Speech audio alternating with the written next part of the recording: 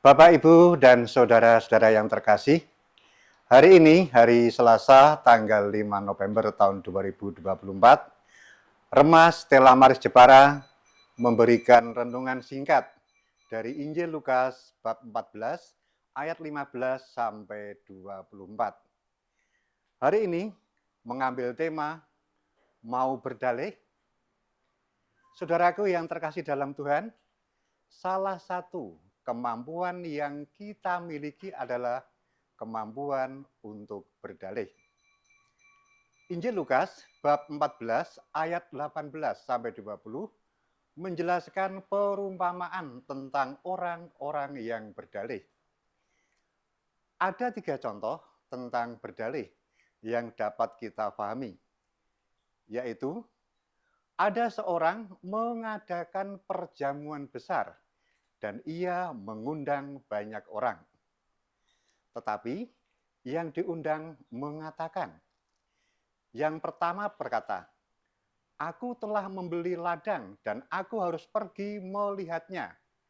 Aku minta dimaafkan." Kemudian orang yang kedua, "Saya telah membeli 5 pasang lembu kebiri dan saya harus mencobanya. Aku minta dimaafkan." Kemudian yang ketiga, yang lain lagi berkata, "Aku baru kawin dan karena itu aku tidak bisa datang." Saudara yang terkasih, berdalih adalah alasan yang dicari-cari untuk menghindari tugas dan tanggung jawab. Dari ketiga alasan tersebut, jelas bahwa mereka berdalih untuk menghindari dari tanggung jawab menghadiri pesta dengan berbagai macam alasan. Bapak, Ibu, dan saudaraku yang terkasih, dalam kehidupan sehari-hari kita juga sering mendengar tentang berdalih. Misalnya, saat orang gagal mengerjakan sesuatu, orang akan membuat alasan untuk membenarkan diri dengan menjelaskan mengapa mengalami kegagalan. Nah, kalau orang yang berhasil mengerjakan sesuatu tidak perlu berdalih. Tetapi jika lulus dalam ujian, juga tidak perlu mencari alasan mengapa lulus. Jika tidak lulus, orang akan mencari-cari alasan.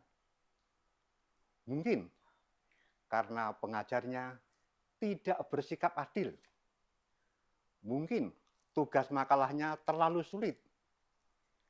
Mungkin juga pengajarnya tidak pernah mengajarkan bagian yang diujikan, dan lain-lain dan lain-lain. Nah, inilah berdalih untuk mencari pembenaran diri sendiri atau menyembunyikan kesalahan diri dengan dirinya sendiri. Walau orang akan mengatakan sikap itu adalah sikap yang keliru atau yang salah. Sahabat Remas yang terkasih, kita juga sudah terbiasa dengan berdalih. Hal ini sudah diterapkan sejak awal sejarah umat manusia. Ketika Hawa berbuat dosa, Adam berkata, "Salah perempuan itu." Dan Hawa pula menyalahkan iblis. Dan iblis tidak berhasil mencari pihak lain lagi untuk disalahkan. Jadi, tuduhan itu tertumpah padanya.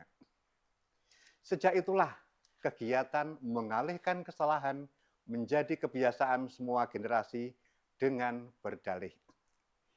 Jadi berdalih itu untuk menjelaskan kegagalan dan mencari pembenaran diri, dan juga untuk menghindari tanggung jawab yang harus dipikulnya. Pada ayat yang ke-21 dikatakan, "Lalu pelayan itu pun kembali dan melaporkan semuanya kepada tuannya. Maka majikannya itu menjadi marah, lalu berkata kepada pelayannya, 'Cepatlah, pergi ke jalan-jalan dan setiap gang di kota ini. Bawalah kepadaku orang-orang miskin, orang-orang lumpuh, orang-orang pincang, dan orang-orang buta.' Bapak, Ibu, sahabat Remas yang terkasih, kita itu sehat, tetapi terkadang lumpuh karena tidak bisa selalu berjalan di dalam kebenaran. Kita bisa berjalan normal, tetapi terkadang pincang karena tidak bisa melihat kekurangan orang lain.